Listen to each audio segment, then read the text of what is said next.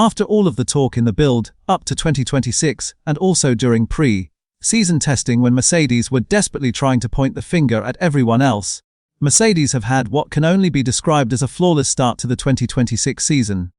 They have won every single race including the sprint, and they have also qualified on pole for every single race including the sprint as well.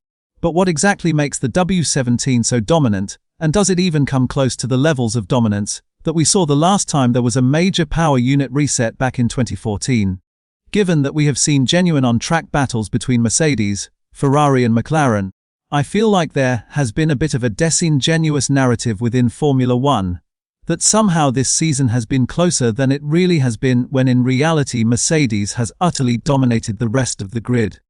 I think broadcasters and Formula One in general have specifically avoided using that word, because it goes against the image that they are trying to portray, which is that these rules have made the sport more exciting and more unpredictable. Torch or now, I'm not saying that one team dominating with a great intra-team title fight can't be exciting for Formula One, but to me it's been so noticeable how far F1 has gone to avoid saying that Mercedes are dominant, which is not only disingenuous to what we're actually seeing, but it also doesn't give Mercedes the credit that they deserve as well. If we take a look at the qualifying and winning margin in 2026 compared to 2014 between Mercedes and the next fastest team around the tracks that we've had so far, in 2014 the qualifying gaps were 3:10 and then 6:10 in China and Japan. In the race it's worth remembering that in Australia 2:14 Ricciardo got disqualified from second place, and so officially the winning margins were all beyond 23 seconds.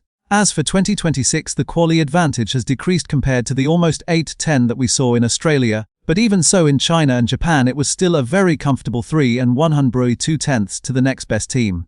Even when it comes to the Grand Prix, despite Leclerc's best efforts in Australia, Mercedes have won comfortably every single time. In China Antonelli dominated by winning by over 25 seconds, and even in Japan although Oscar Piastri led the early stages, once Kimi Antonelli jumped him in the pits, in 25 laps Kimi built up a 14-second advantage. Although it might seem counterintuitive, I'm actually going to start by talking about the weaknesses of the Mercedes W17 that I think have created a false sense of competitiveness. The most obvious, and I'd argue the most costly so far, has been their bad starts. Even though Mercedes have locked out the front row in every single race so far, they haven't led into turn 1 in any of them. And now this has been consistent for both of the drivers, but even more so for Kimi, who has lost a combined 18 places on lap 1 in just 3 races. I think it's fair to assume that Kimi and George haven't just magically forgotten how to launch a Formula One car, and it's also not simply a power unit related issue as well, because the likes of Gasly and Piastri, as we saw in Japan, had no issues getting a perfect launch. Whilst with Ferrari, we know that there is a hardware difference that is allowing them to have better starts due to their smaller turbo. Given that McLaren run Mercedes power units, it must mean that it's something related to how Mercedes have programmed the electrical deployment that is clearly clashing with how the drivers are initiating their starting procedure. It's worth noting that the team has been very tight-lipped about this specific issue, which again I think points to something that is software related that they are still trying to figure out. The bottom line is that these start issues then lead into their next major weakness, which is that we have seen if you can get in front of the Mercedes, then you can make it difficult for them to unleash their true advantage in dirty air. Whilst following and initiating overtakes is easier than ever before, the other teams have found some joy, especially if you get caught in a train of being able to get back past the Mercedes, even if they do get overtaken. To be able to break that yo-yo in racing, you have to have a decisive deployment advantage that gives you greater top speed for longer, which is exactly what Antonelli had in China when he was able to overtake Hamilton and break the gap. However, in Japan, a track that is more similar to Australia in terms of being one of the worst for energy recovery, Piastri did manage to comfortably keep Russell at arm's length at the beginning of the race. The advantage that the W17 has over Ferrari and specifically McLaren isn't just down to a single factor, but instead a combination of interconnected elements that enhance one another. Primarily, the team has managed to refine the harvesting and deployment of their power unit, which explains why, despite sharing identical power units with McLaren, Mercedes still enjoys a substantial performance advantage. Simply put, Mercedes are able to harvest energy more efficiently, without losing as much time as any of the other teams, which is why their advantage only grows on energy-starved tracks like Australia and Japan, where there are fewer braking zones with more limited energy allowance. They are also then able to deploy more energy for longer down the straight, which is what gives the impression to other drivers that Mercedes have more power. After the Japanese Grand Prix, Lewis Hamilton made a comment saying that he felt that he lacked power. Now, from what we have seen, there is actually nothing to suggest that teams like Ferrari or even Audi, who have been capable of incredible top speed figures, are actually down on top-end power compared to Mercedes. Instead, what those drivers are feeling when they refer to a lack of power is actually a lack of deployment, because their battery seems to drain a lot faster than in the Mercedes. And now what I cannot answer is how Mercedes, with their own bespoke software, is programming an identical power unit to what McLaren have, and somehow are making it harvest and deploy energy more efficiently. Not even McLaren can give you the answer to that, because as Andrea Stello admitted after Australia, they don't really know, because if they did know how Mercedes was programming their power unit and what deployment strategy they had, then they would also be able to copy it and extract the same level of performance. With no MGUH in 2026, there is now 3 main ways to harvest energy throughout a lap. Under braking, going into a heavy braking zone, using lift and coast going into a corner, and super clipping at the end of a straight. Super clipping has become a key innovation, because it allows you to reach the braking zones faster than using lift and coast. But for safety reasons, the FIA had to limit the amount of energy that you can recover whilst super clipping to 250 kilowatts, compared to the full 350 that you can recover from braking. Ferrari tends to favor lift and coast to recover energy, which does have a higher recharge limit and gives you more energy out of corners. But it does take longer to get to the braking zone. Whilst Mercedes, on the other hand, have emphasized that super clipping and longer braking distances.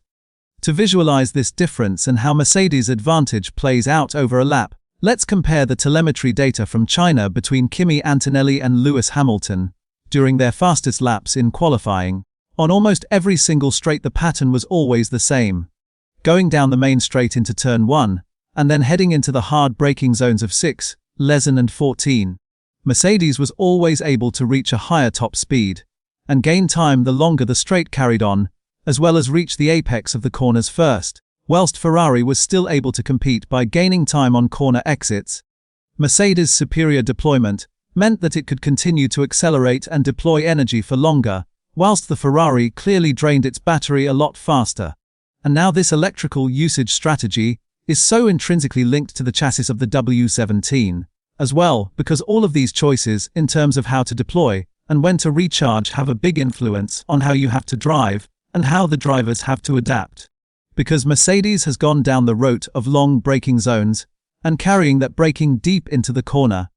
To sustain this whilst still maintaining good cornering speed without inducing understeer, you have to have an effective and balanced chassis. Whilst Mercedes might not have the outright best chassis on the grid, there is no doubt that their chassis from day one has been designed to work in harmony with their battery usage strategy, and that has informed their drivers throughout their simulator testing how they would have to adapt to driving these cars. Mercedes developed over several years to create what is undoubtedly the class-leading power unit.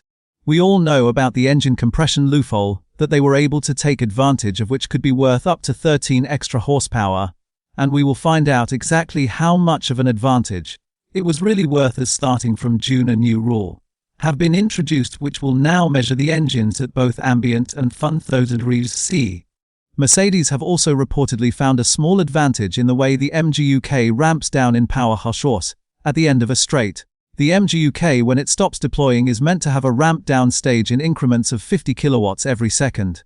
However, Mercedes, along with Red Bull, it must be said, have found a way to cut the deployment from 350 kilowatts to 0 in one go. It doesn't change how much energy they can spend over a lap, but it is still a small net gain in lap time, due to extending the amount of time that they get full MGUK deployment. These are just a few of the engine innovations, the tricks and loopholes, or whatever you want to call them, that Mercedes is taking advantage of, along with what I'm sure are about 20 other things that we don't even know about. On top of simply developing the best hardware, The benefit of being a factory team has also been very clear in that it has allowed them to gain a big knowledge advantage early on over its customers. All of these factors combined have created a car that, whilst isn't unstoppable, especially if they can't find a solution for their race start problems, it is still a dominant car that has demolished the rest of the grid, even in races where they have fallen behind the other teams. Or whether this advantage will hold for the rest of the season remains to be seen. There is no doubt that this unforeseen one-month break is going to hurt Mercedes because they have the momentum right now, and they would have wanted to capitalize around the power tracks like Jeddah and Bahrain. McLaren and Ferrari, however, are both still very capable teams. I still think that we're going to see both of them win races in 2026, but whether they'll be able to catch, out-develop, and overturn that deficit to win the title ahead of Russell and Antonelli in the dominant W17, that to me still seems very unlikely given the advantage that Mercedes have right now. Well, there you have it. If you did enjoy this video and want to support the channel, then don't forget to subscribe.